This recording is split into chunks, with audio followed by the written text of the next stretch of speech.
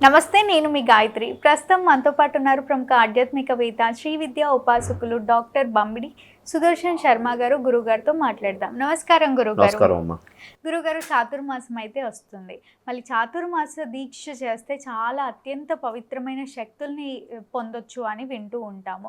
అలానే AP deputy CM Pawan Kalyan garu కూడా ఈ చాతుర్మాస దీక్షని పాటిస్తారు అని విన్నాము. ఈ దీక్ష యొక్క ప్రత్యేకత ఏంటి? ఎవరు పాటించాలి? ఎలా పాటించాలి? ఒకసారి తెలియజేయండి. ప్రశ్న వేసావు గాయత్రి. కాస్త ఈ విషయం గురించి తెలుసుకోబోయే ముందు కాస్త ఆధ్యాత్మిక దైవ ప్రార్థన చేసుకుని విషయంలోకి వెళ్దాం. బీజాపూరగదేక్షుకార్ముఖరుజ చక్రాబ్జ పాశోత్పల వ్రీహ్యగ్రస్వ విశాన రత్నకలశాన్ ప్రోధ్యత్కరాంభోరుహ ధ్యేయో వల్లభయ సపత్మకరయ సృష్టోజ్వల భూషయాత్ విశ్వోత్పత్తి విపత్తి సంస్థితికరో విఘ్నేశ ఇష్టార్థదః. శ్రీ మహాగణాధిపతయ నమో నమః. అస్మద్గురు చరణారవిందాభ్యో నమో నమః.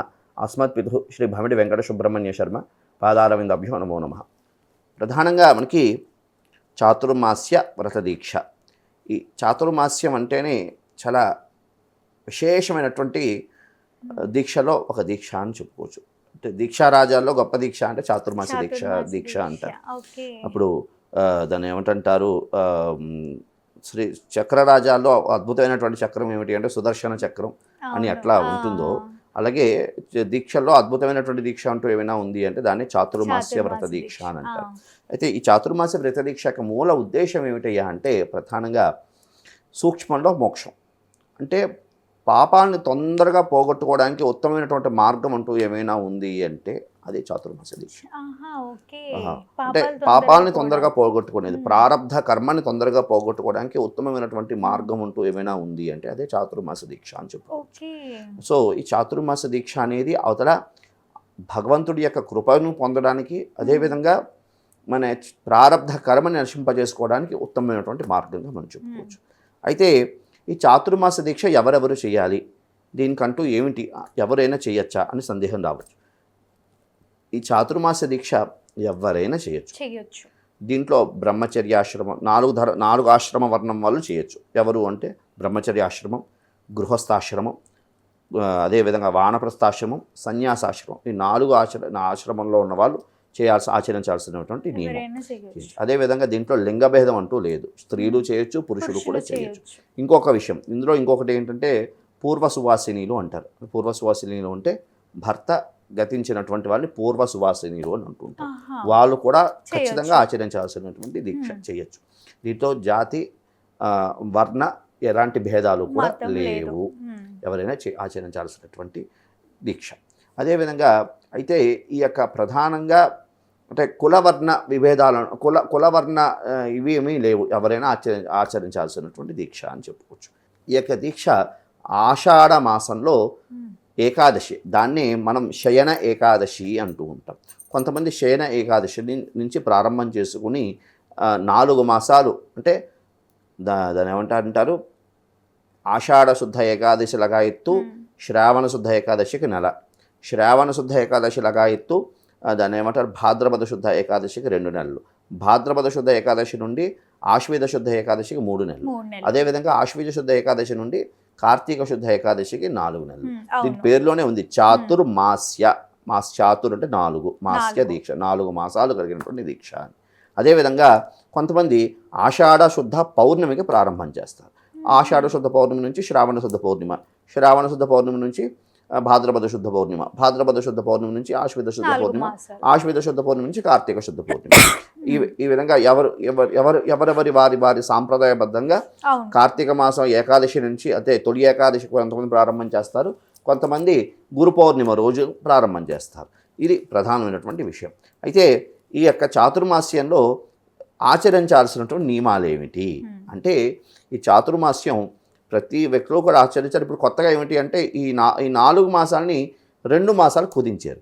అదేమిటి అంటే 4 పక్షాలని 4 మాసాలుగా, అంటే 4 పక్షాలని 4 మాసాలని 4 పక్షాలుగా ఇచ్చేయడం జరిగింది. అంటే 4 మాసాలని 4 పక్షాలుగా కుదించి 2 మాసాలు చేస్తున్నారు ఎవరి సాంప్రదాయబద్ధంగా. కానీ శాస్త్రంలో ఉన్నటువంటి విశేషం ఏంటంటే ఖచ్చితంగా 4 మాసాలు ఆచరించాలి అని.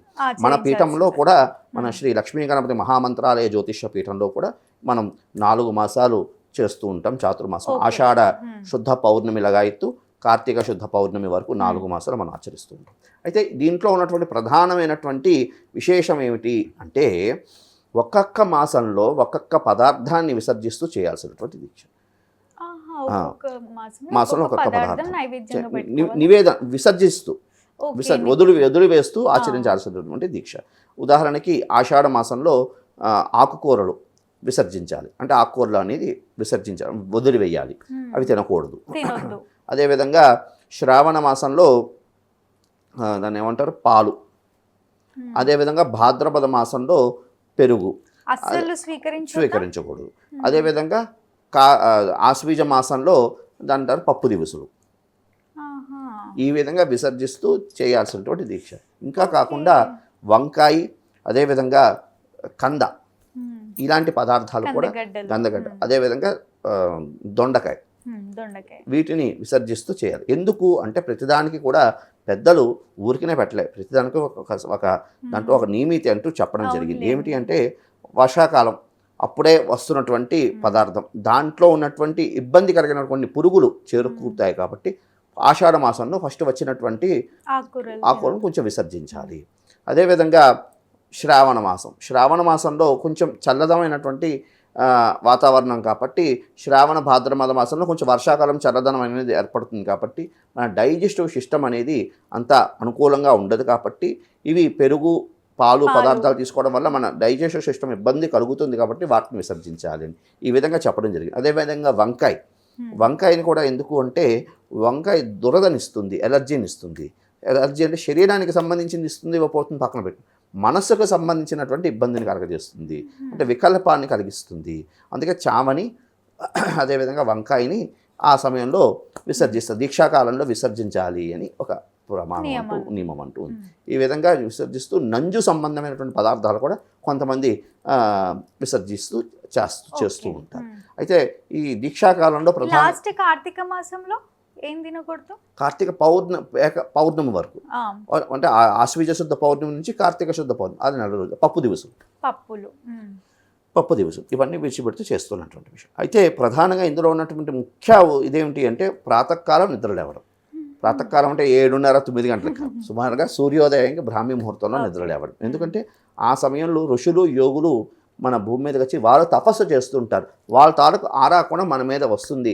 మామూలు సమయంలో అలాగా లేవు, ఈ 4 మాసాలను కాస్త వేస్తే వాళ్ళ తాలూకు ఆరా మనకి వైబ్స్ మనకు వచ్చి కాస్త మనకు కూడా కాస్త మంచి చేకూరుతుంది అన్నటువంటి భావనతో ప్రాతకాలం నిద్రలేచి కాస్త యోగాభ్యాసన చేస్తూ ఉండడం. అదేవిధంగా దాన్ని ఏమిటంటారు, ఏదో ఒక ఉపనిషత్తు పారాయణ చేయడం, లేదా ఏదో ఒక పురాణాన్ని పారాయణ చేయడం, దేవీ భాగవతం కానీ, అదేవిధంగా దాన్ని ఏమంటారు, ఏదో మనకు 18 పురాణాలు 18 పురాణాలు, ఏదో ఒక పురాణ శివ పురాణం, ఏదో ఒక పురాణాన్ని పారాయణ చేస్తూ ఉండడం ఈ 4 మాసాలు. లేదు ఇంకొకటి ఏంటంటారంటే ఉపదేశం, గురువులు ఎవరో కొంతమంది గురువులు ఉపదేశం ఇస్తూ ఉంటారు. చాలామంది ఆ రోజే ఉపదేశాలు తీసుకుంటారు. ఆ రోజు ఉపదేశాలు ఈ మంత్రాన్ని అక్షరలక్ష ఈ 4 మాసాల్లో కంప్లీట్ చేయాలి. అదే లేదు అంటే 1,00,000 జపమైన ఈ 4 మాసాల్లో కంప్లీట్ చేయడం. లేదు ఈ కొంతమంది 2 మాసాలు అనుకుంటారు, 2 మాసాల్లో 1,00,000 జపమైన కంప్లీట్ చేయడం. ఈ విధంగా చేసే విధానం. నెక్స్ట్ అదేవిధంగా దాన్ని ఏమంటారు భగవద్గీత. ఎందుకంటే భగవద్గీత అనేది ఎలాగైపోయిందంటే అది జాతస్య ధ్రువో మృత్యు ధ్రువం జన్మ మృతస్య అని చచ్చిపోయినప్పుడే శవం పక్కన వ్యక్తికి యాసిడ్ పెడుతున్నారు. ఇది చాలా శోచనీయాంశం అన్నటువంటి విషయం. భగవద్గీత ఖచ్చితంగా పారాయణ చేయాలి. భగవద్గీత అనేది పారాయణ చేస్తే భగవద్గీత మన తలరాతను మారుస్తుంది. అందుకే మనకి ఈ పురాణాలు ఇవన్నీ కూడా మనకి ఋషుల ద్వారా వచ్చాయి, కానీ దేవుడే సాక్షాత్తు మనకి ఇచ్చినటువంటి మానవ జీవితంలో ఎలా బ్రతకాలి, ఎలా జీవించాలి అని చెప్పాల్సి ఇచ్చినటువంటి ఏకైకమైనటువంటి ఒక మహాప్రసాదమే దాన్నే భగవద్గీత అంటారు. సాక్షాత్తు కృష్ణం వందే జగద్గురు అని అందుకే అన్నారు. కాబట్టి కృష్ణుడు సాక్షాత్తు భూమి మీదకి వచ్చి మనుషులు ఎలా జీవనం గమనం ఎలాగ ఉండాలి, వాళ్ళ జీవిత ప్రయాణం ఎట్లా ఉండాలి, వాళ్ళ నిత్య జీవితంలో ఏ విధంగా బతకాలి అనే విషయాన్ని మనకు తెలియజేశాడు మహానుభావుడు. అందుకే కృష్ణుడు జగద్గురు అయ్యాడు, కృష్ణం వందే జగద్గురు. కాబట్టి భగవద్గీత పారాయణ చేస్తూ ఉండడం. లేదు ఒక రోజు ఒక శ్లోకం, మా భగవద్గీత రాదండి అంటారు, రోజు ఒక శ్లోకం, ఆ రోజు నుంచి మనం నేర్చుకుంటే ఆ 4 మాసాల్లో మనకు భగవద్గీత మొత్తం నేర్చేసుకుంటాం. మొత్తం మనం ఆ భగవద్గీత శ్లోకాలన్నీ కూడా మనం నేర్చేసుకోవడానికి అవకాశం ఉంటుంది. కాబట్టి ఆ విధంగా భగవద్గీత పారాయణ చేస్తూ ఉండడం. నెక్స్ట్ అదేవిధంగా ఈశ్వరం సర్వభూతానాం సర్వం విష్ణుమయం జగత్ అన్నట్లుగా ఈశ్వరుడు సర్వభూతాల యందు ఉన్నాడు. కాబట్టి అందరి ప్రాణుల్లో పరమేశ్వరుడు ఉన్నాడు అంటూ భావన చేస్తూ పరోపకారం ఇదం శరీరం అన్నట్లుగా వీలైతే నలుగురికి సహాయం చేయడం, లేదంటే గమ్మున కూర్చోవడం, ఈ విధంగా ఉంటూ చక్కగా చేయాల్సినటువంటి దీక్ష. అదేవిధంగా రాత్రి భాగం మధ్యాహ్న భోజనం, రాత్రి భాగం అల్పాహారం, అదేవిధంగా బ్రహ్మచర్యాశ్రమ దీక్ష, అదేవిధంగా భూశయనం. ఇవి ప్రధానమైనటువంటి దీక్షకు సంబంధించిన నియమాలు. ఇంకా కొంతమంది ఏమిటంటారంటే ఈ దీక్ష అనేది ఒక చోట ఉండి ఆచరించాల్సినటువంటి ప్రధానమైనటువంటి నియమము అంటారు. ఎందుకు అంటే దానికి కూడా కారణం ఉంది. ఎందుకు అంటే మనకి ఇది ఇప్పుడు అందరూ ఆచరిస్తున్నారు, కానీ ఇదపూర్వం ఏంటంటే సన్యాసులు పీఠాధిపతులు వీరే ఆచరించేవారు. ఇది ఎప్పుడు వస్తున్నది? ఆషాఢ మాసం అంటే చాలా వర్షాకాలం కదా. వర్షాకాలం అంటే ఈ వానలు వాగులు కట్లు అని తెగిపోయి వెళ్తూ ఉంటాయి. కాబట్టి దానివల్ల ఈ సన్యాసులకి ఇబ్బంది జరుగుతుంది. వానలు వాగలు పొంగుతూ ఉంటాయి కదా, వాటి వల్ల ఈ సన్యాసులకు ఇబ్బంది జరుగుతుంది. వీరిని దర్శనం చేసుకోవడానికి వచ్చినటువంటి భక్తులకి ఇబ్బంది జరుగుతుందని ఒక చోటులో కూర్చుని చెయ్యాలి, ఆచరించాలి అని చెప్పినటువంటి ఒక విశేషమైనటువంటి దీక్ష. ఒక దగ్గర కూర్చుని చేయాలి అని. కానీ ఇప్పుడు ప్రస్తుత కాలంలో ఒక దగ్గర కూర్చుని చేయాలంటే అయ్యేది కాదు. కాబట్టి ఉన్నంత వరకు కూర్చుని శక్తి కొలది చేసుకోవాల్సినటువంటి దీక్ష. ఈ విధంగా ఆచరించడం ద్వారా జ్ఞానాన్ని కర్మదగ్ధ అని అన్నట్లుగా జ్ఞానం సిద్ధిస్తుంది. జ్ఞానం ఎప్పుడు సిద్ధించిందంటే ప్రారబ్ధ కర్మ నయం పోతుంది. తద్వారా మన ప్రారబ్ధ కర్మ పోతే మనకి భగవత్ సాక్షాత్కారం కలిగి మనకి సంకల్ప సిద్ధి కలుగుతుంది. కాబట్టి ఇది ప్రధానమైనటువంటి సూత్రాలు. ఈ విధంగా చాతుర్మాస దీక్ష చేయడం వల్ల సూక్ష్మంలో మోక్షంగా మన యొక్క భగవంతుడి యొక్క అనుగ్రహం కలిగి మనం ఇహంలో సుఖాన్ని పరంలో మోక్షాన్ని పొందడానికి అవకాశం ఉంటుంది తల్లి. తప్పకుండా గురుగారు, ధన్యవాదాలు. శుభమస్తు. చూసారు కదా, మా వీడియో మీకు తప్పకుండా నచ్చిందని అనుకుంటున్నాను. అలా అయితే లైక్ చేయండి, షేర్ చేయండి. మరిన్ని ఇలాంటి ఇంట్రెస్టింగ్ వీడియోస్ కోసం మా ఛానల్ని సబ్స్క్రైబ్ చేసుకోండి. గురుగారు ద్వారా మీ పర్సనల్ చార్ట్ తెలుసుకోవాలి అనుకుంటే వీడియోలో స్క్రోల్ అవుతున్న నెంబర్ని తప్పకుండా కాంటాక్ట్ అవ్వచ్చు. ధన్యవాదాలు.